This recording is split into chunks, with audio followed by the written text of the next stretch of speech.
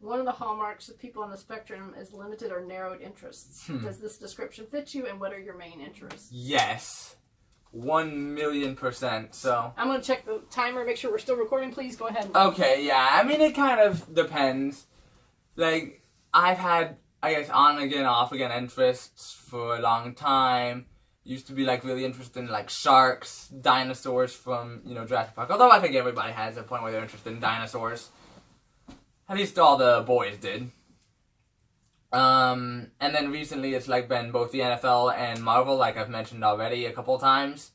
Like, I can make pretty clear comparisons between, like, oh, this is similar to this movie or this NFL game because so-and-so and so-and-so. Yeah. And that actually helps me a lot because as a trivia player, you occasionally get questions about some of the stuff you've been interested in. So taking that, like, healthy curiosity towards really everything to some degree can be a real asset. Yeah, I've been impressed because there were things when you were younger you had no interest in whatsoever. You were more focused on your limited interest, but because trivia became your thing, I had to learn about everything. You had to learn about everything, and I was like, yes, praise the Lord. Movies that I couldn't get you to watch when you were younger, or books you didn't want to read. I mean, you started reading Shakespeare recreationally. Yeah, I need to get back to that. Yeah, I mean, you were talking books that were like this big. You were just like, yeah, I'll just read those in my spare time, because and the other thing is, like, when it wasn't, at least in that example of Shakespeare, when it wasn't, like, required of me, like, it wasn't a textbook, so I didn't have to, like, bounce between the Old English and the translation, and I just had the Old English. I did have to decipher it, but I'm smart enough, and I guess my grasp of the English language is good enough that I could really take that part and say, okay, this is happening, this is happening, this is happening, without needing, like, that translation that you get in a high school textbook. And without the requirement to do it, and I can do it on my own free time, that also really helped. That's true, too. Did your love of Latin roots help you with that? Not really. There weren't a whole lot of words that were used. It was just, like, sentence structure. So, okay. Very cool. And you did mention NFL, but I know you went through a passionate phase of fantasy football. Fantasy football, yeah. And I still actually am kind of in that passionate phase. I just don't really play it, but I still, think about it a lot. Yeah, yeah. Your brother went through a phase where he was a piano player. He was self-taught, and he burned through that. Now never touches the piano anymore. He also went through a phase where he was a chess player, burned through that, doesn't touch that anymore. It's almost like, sometimes I feel like those phases are just passionate interest for X amount of time, and then they move on. Absolutely. Then you move on. So, is it difficult making friends? How do you make friends? And if you didn't have friendships in your earlier years, what was the most difficult part of that? Oh, well, I think that's pretty simple. The key is just to force yourself into the lives of everyone around you until someone inevitably accepts you. Like, that was kind of what I did for my freshman year of college. I hung out in the lounge a lot. Yes. Because, like, we didn't have, like, a TV or cable connection, so I just watched, like, Jeopardy and Chain Reaction and Wheel of Fortune in the lounge. I accumulated a decent reputation for being really good at game shows, but I also basically met almost everybody who lived there, just because everybody was in the lounge at one point or another, and I was almost always there. And that was for years and years, your father and I would say, Brian, life's not happening in the living room. Come out, go for a walk with us, or come out, let's go for... And then life happened in the living room. Bitch! The common room is not the living room. It's basically the living room. If you stayed in your dorm, you would not have met all those people. I was in my dorm. No, you were in the common room. In my dorm. In the building, but not in your dorm room. Oh, dorm room. You didn't say that. Because your dorm room is analogous to our little living room in our house. It really isn't. Dorm room is kind of shitty and small. Un poquito. Just saying. Getting out there and being around The people. more similar thing to the living room was honestly the lounge. Especially because you had, like, a small kitchen attached to it. But I would say that I am glad that you got out there, even if it was just to be in a room that had a TV. Yeah. I'm very thankful because that opened you up to meeting people who you probably are still in touch with. Yeah. 4 years later as you're getting ready to graduate. Definitely. All right. Well, we've got a few more questions. Let's see. What were some things your parents did well and not so well? Tips for parents. Ask you, please, what parents could do better. Oh, God. I have to think of what my parents did well? This could take us the rest of the afternoon. Yeah. Well, no, I don't have enough time to think of that. Trying to think. You want to come back to this one, or you want? No, we'll just need to. I'll need to think about that during the movie. Thanos slips on a banana peel. Mom, I finally thought of it. Sorry.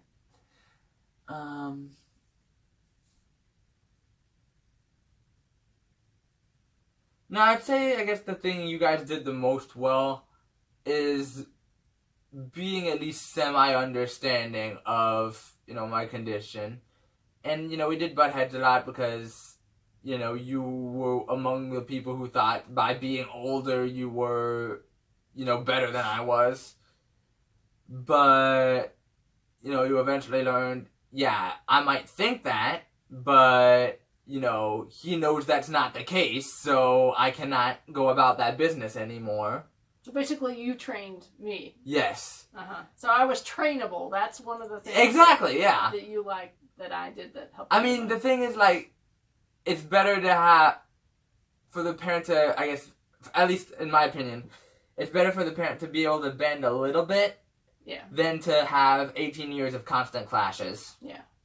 And we learned that with our floor time approach. I don't know if you remember Dave Nelson and the learning on the log, and that wasn't always your favorite activities, but that kind of approach where they're trying to join you in what you're interested in instead of forcing you to do something that, and that's one of the reasons we joined you in fantasy football, and then our entire house was playing fantasy football because we took the approach that things that you're interested in, it's easier for us to jump into that, and then we can connect over that than it is to try to force you to do something that you're not interested in. Exactly. Like, I'm not sure if this is just a hallmark of Asperger's or just because it's me, but I'm a bit of a stubborn asshole. So you basically have two options regarding me. You could either bend a little bit when, I needed you to bend, or you could, get in constant arguments with me because I was not going to capitulate very frequently. I could do it from time to time, but not, all the time. Right. And then the thing that you could have done better, and I know it was, in our case, it was just sort of circumstantial, and it just had to happen. But I would have liked a little bit of consistency to, like, have stayed in Georgia, like, gone to Maryland and stayed in the same town for longer, something like that. Mm-hmm. So I can develop those friendships that, or I could have developed those friendships that I otherwise didn't really have. And I absolutely 100% understand that, and I just want you to know it, because I don't know that we've ever had this conversation, but the only reason we moved from Georgia to Maryland was for Pop's job. Was for his job, because I was kicking and screaming. I did not want to come here. I know. But his job moved here, and that was it. He was the primary breadwinner, and we were going to have to move. And so we did extensive research and found out that Columbia, Maryland had a great reputation for schools for children with autism. Could fool me. That was a bunch of inquiry and research and all, and that's why we ended up there. So we landed there, and then found out we couldn't afford to ever buy a house there. So the apartment was nice, though. We did rent an apartment there for a year and a half, and then we found out the price of housing was just, and that's why we ended out on the Eastern Shore. That's fine. And then, but I understand that. I mean, I eventually, found those people, but it would have been easier if we were just, in one place. Yeah. The other thing I would say that I think that we did well that you may not have known because it was kind of more behind the scenes is advocate. Yeah, so the IEP meetings. You mentioned that a lot. I'm yeah, that did help. You've got to be up in the front asking for whatever your kids need. You cannot. This is the case for most parents, but especially for parents with special needs, kids. You cannot be a passenger in your child's life. You need to be driving where it's going, what needs to happen. Exactly. And I think that's very well said. All right. Let's talk about girls. Somebody wanted to Next question. Somebody wanted to know, have you ever been in love? No. No. Okay. No. And I know from just you and I talking that you've had a couple of not great experiences. Like if you've asked somebody out, maybe they've declined or something. But I keep telling you that is going to happen. It's just a matter of time. Yeah, I'll believe that when I see it. Well, I really believe that will happen. There's some areas where I have room for optimism based on, historical experiences, stuff like that. Places where, I know I'm capable of this because I've done this thing in the past. Yeah. Not this. There's no historical precedent that this is ever going to be a possibility, which is why I laughed so hard when you suggested kids a little bit earlier, because what evidence is there that that's ever going to happen? Well, I happen to know, well, this is what I used to say about you. Intellectually, you were like way up here. Mm-hmm. Impulse control, I used to say, no offense, that you had impulse control of a gnat. A gnat? You couldn't think of any animal with less impulse control? Do gnats even have no impulse control? I don't know, I just thought, intellectually... Attention span of a gnat is the thing, but impulse control? I don't know, it was what came to me. But I always thought that your emotional maturity was somewhere in between. So you were like, you weren't on grade or age level. Mm-hmm. And that's what I always got frustrated, because I wanted you to be able to go to camp with people who were like 3 years younger than you, because I felt like that was the maturity level that you could have related to them on a friendship social level. Not intellectually, because remember, you were reading at a college level when you were like 8. Mm-hmm. So, I mean, not intellectually. But anyway, I guess what I'm getting at here is I have faith that while other people may be getting into their first serious relationships or whatever, it's going to happen for you. Just maybe a couple of years behind. Yeah, we'll see. All right. We'll check back with me in a couple of years and see. How did it affect you having a brother on the autism spectrum, and how would you describe your relationship with him today?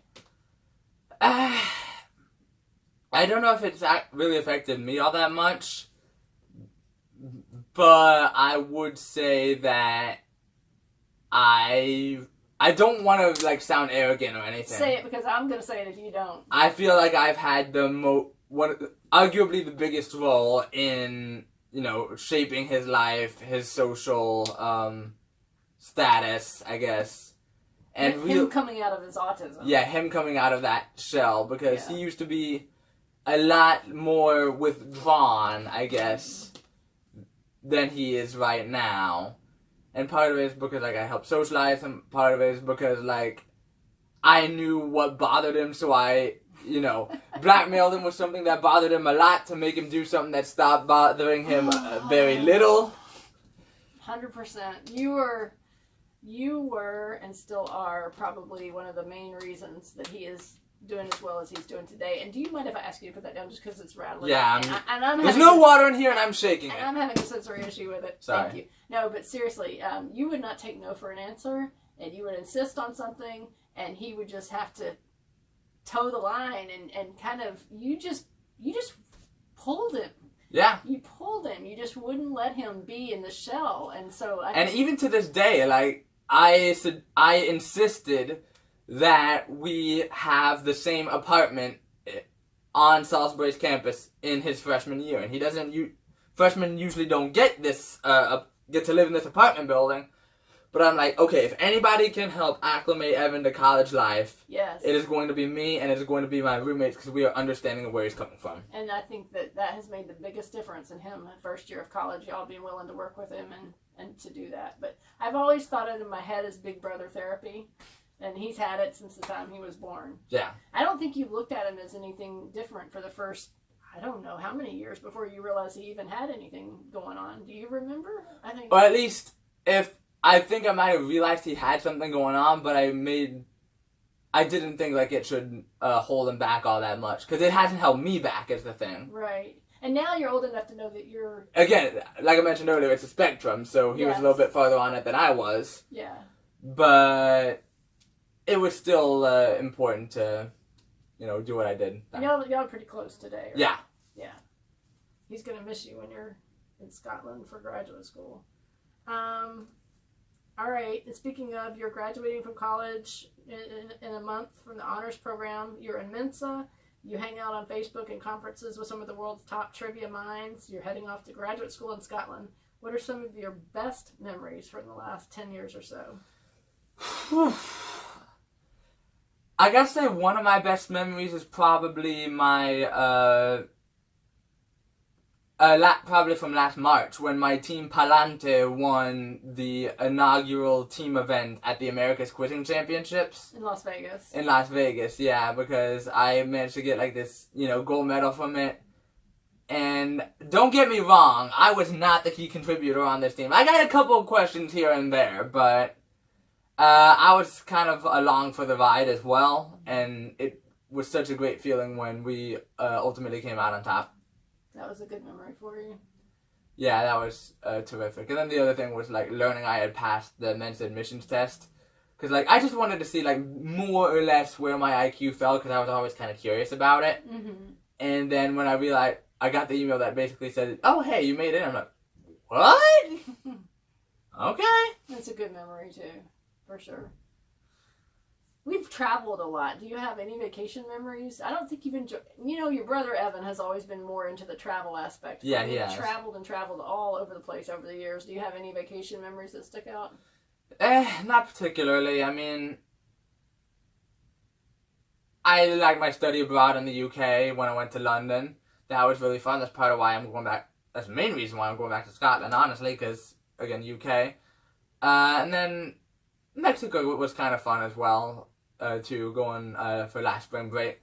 Oh, and mentioning your study abroad in London made me think back on your sink or swimness, if you will.